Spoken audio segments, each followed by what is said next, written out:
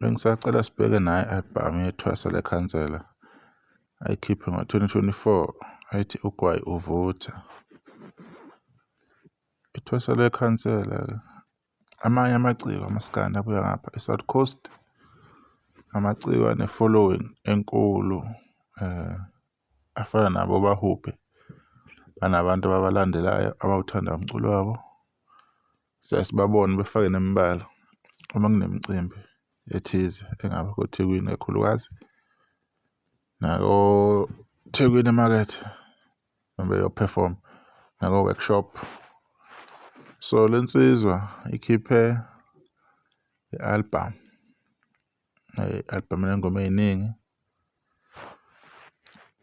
Abantu abanjengothwasa lekhansela abantu abanethalente elimangazayo, abantu abacula kahle, abantu abanevoice epholile, abantu abanengoma enomyalezo, abantu umsebenzi wabo abawuhloniphayo, ongakaze uzwe iyigemegeme ezi-serious ukuthi nje sekwenzeka into ethize, kuba ileyo ntwanyana nje encane nje yokuthi phela naye uwumuntu angeke abe perfect.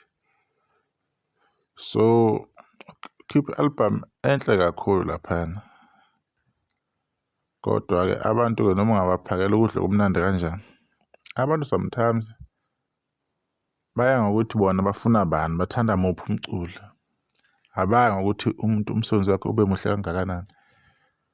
Isebenzile lensizwa, isebenze kahle kakhulu, futhi uthwasa lekhansela abantu abanevoice eclean. Ivoice yakhona ayinalo iphutha ongayithola.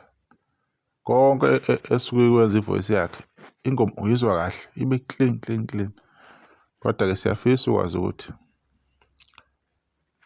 kule mpi yakwaMaskandi ukuthi kuhamba le ndlela okuhamba ngayo kuyoze kufikephi.